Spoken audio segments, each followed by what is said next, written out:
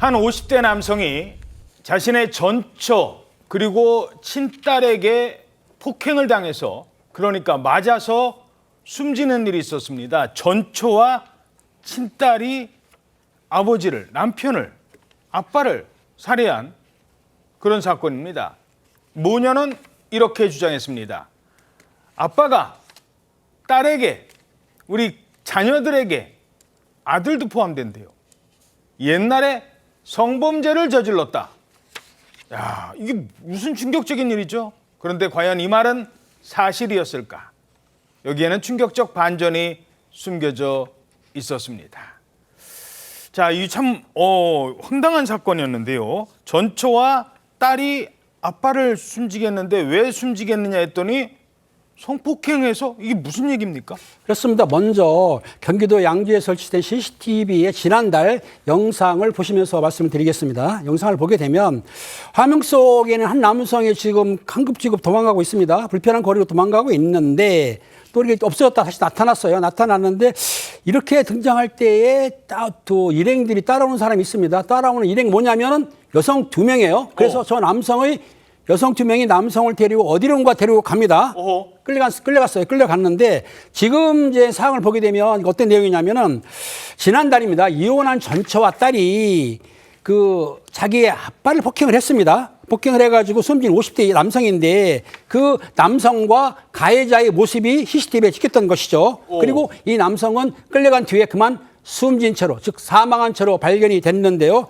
그 당시에 아빠를 폭행했던 그 모녀가 뭐라고 했냐면 그 숨진 남성이 아빠죠. 아빠가 사실은 자녀들을 상대로 계속해서 성추행 폭행이 있었다. 그래서 그 문제로 싸우던 중, 다투던 중 그렇게 사망한 것인데 살해의 고의는 없었다. 즉 살인의 고의는 없었다면서 주장하고 있는 상태인 것이죠. 저 화면 다시 한번 보시죠. 지금 끌려가는 사람이 아빠예요. 그렇죠. 그리고 전처와 딸이 아빠를 끌고 가는 것이죠. 겁니다. 네네. 왜 끌고 갔을까? 성범죄를 저질렀다. 아빠가 자녀들에게 성범죄를 저질렀다는 게 이게 무슨 황당한 얘기죠. 그런데 여기서 증인이 등장해요. 누구냐? 엄마의 지인. 이 지인이 이렇게 주장을 합니다. 5년 동안 이런 일이 있었습니다. 아들하고 다니고 싶으면 성추행을 당했어요. 그 말을 듣고 어떤 부모가 가만히 있겠어. 자, 함께 막 울고 막 화를 내고 그러잖아요. 근데 저 사람 누구냐? 무속인이었어요. 무당. 부적 써주고 구태주는 무속인이었어요. 이 무속인을 좀 기억해 두시기 바랍니다. 이 정체는 잠시 뒤에 말씀드리겠습니다. 아버지가 자기 자녀, 5년 동안이나 성추행을 했다. 이게 사실이에요? 네, 먼저 이들의 주장을 한번 살펴보면요. 숨진 50대 전 남편이 자녀들을 상대로 성범죄를 저질렀는데 그게 무려 5년에 달했다는 겁니다. 이 사건 당시에 이 이혼에 떨어져 살고 있던 가족이 오랜만에 모였습니다. 모인 장소는 전처가 지내던 양주의 가정집이었는데요. 근데 술을 마시다 보면 이제 속 깊은 이야기가 좀 나오잖아요. 예. 그래서 이들도 아빠의 잘못에 대한 이야기가 나와서 다툼으로 이어졌다. 이렇게 진술을 했습니다. 그런데 이런 주장을 이제 보통 피해자들이 하잖아요. 그러면 피해자 말만 듣고 하지는 않습니다. 경찰이 뭔가 이상했대요. 뭐가 없었느냐? 이게 없었다는 겁니다. 딸이나 아들에 대한 성추행이나 이런 때문에 화가 나서 폭행을 했다 이렇게 진술을 했었는데 저는 그런 걸로 신고를 했다든지 뭐 병원 진료를 받았다든지 아니면 뭐 누구하고 상담을 했다든지 이런 기록이 전혀 없더라고요. 급조된 게 보이더라고요. 지금까지 그런 언급이 전혀 없다가 그날만. 잠깐만, 딸과 아들을 성추행해왔는데 기록이 없다고요?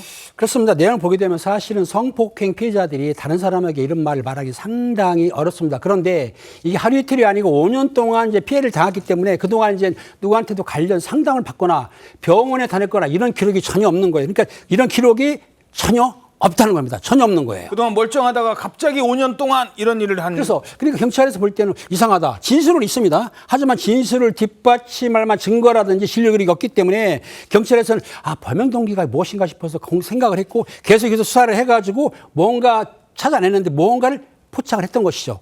뭔가 봤더니 전처가 범행했다지 않습니까? 예. 범행을 하기 전까지 거주했던 곳이 예. 그리고 범행 장소가 된 가정집이 어디 집이냐면 전처의 지인이 살고 있던 무속인의 집이었던 것이죠. 잠깐만요. 무속인의 집에서 살았대요. 전처가. 좀 이상하지 않습니까? 근데 그 무속인이 결정적 증인이에요. 무당이랑 함께 살았던 엄마. 이게 여기서 뭔가 좀 이상한 점이 드러나는 것 같은데요. 그렇습니다. 그리고 이 이해에도 하나씩 정리해보면 이상한 점이 더 있었는데요. 첫 번째, 모녀가 범행 동기라고 했던 성범죄, 다른 사람에게 다른 곳에는 상담을 하지 않았는데 이 무속인하고는 이제 이야기를 해서 알고 있었다는 점도 좀 수상을 했고요. 범행 장소도 또 이 무속인의 집이었던 것도 좀 이상했는데, 문제는 모녀가 폭행했던 당시에도 그 자리에는 이 무속인이 있었던 겁니다. 이 사건과 얽힌 중요한 곳곳마다 무속인이 같이 있었다는 것인데, 이 점을 경찰이 굉장히 의아하게 생각해서 이제 모녀를 추궁하기 시작했고요. 추궁했더니 결국 모녀가 자백을 했는데, 이 전처 모녀는 충격적이게도 이 굿값 때문에 범행했다, 이렇게 결국 털어놨습니다. 성추행은 다 거짓말이었어요. 왜 그런 일을 저질렀어 했더니 굿값이래요. 아니 갑자기 웬 굿값 얘기가 나와요? 아까 저기 무속인이랑 같이 살고 있다 그랬잖아요. 이 모녀가, 전처 모녀가. 예. 아마도 이 무속인한테 굉장히 깊이 빠졌었던 것 같습니다. 왜 그런 경우 있잖아요. 굿 안 하면은 집안에 나쁜 일 생긴다. 뭐 그런 얘기를 했다든지, 아니면은 그 이전에 정말 뭐 용하게 뭔가를 마쳤다든지, 그런 식으로 굉장히 좀 이 무속인한테 굉장히 믿음을 가졌던 모양입니다. 예. 그래서 굿을 해야 된다, 굿 비용이 필요하다라고 예. 하니까 이 모녀가 이혼한 전 남편을 찾아간 거예요. 전 남편을 찾아가요. 그렇습니다. 굿값 달라. 그럼 전 남편이 안 주겠죠. 무당이 나 무슨 상관인데 굿값을 내가 내요. 그러니까요. 그래서 이 돈 요구를 거부를 하니까 돈 안 준다고 그렇게 때린 거예요. 그래서 앞서 보신 화면이 이렇게 때리고 도망쳐 나오니까 다시 집으로 데려가서 때리고, 그렇게 하는 그 과정의 지금 일환인 거고요. 그래서 경찰이 어떻게 했냐면 이 모녀의 혐의가 원래 공동상해였습니다. 예. 이것을 강도살인으로 변경을 했어요. 아, 돈을 뺏으려고 했으니까. 그렇습니다. 돈을 뺏을 목적으로 사람을 살해했다. 이렇게 되면은 법정형이 두 가지밖에 없습니다. 사형 또는 무기징역. 그러면 무당은 어떻게 되는 거예요? 무속인. 무당도 같이, 무속인도 같은 혐의로, 범행에 가담한 혐의로 구속이 됐고요. 이 사람들 기소가 돼서 이제 첫 재판 예정이라고 합니다.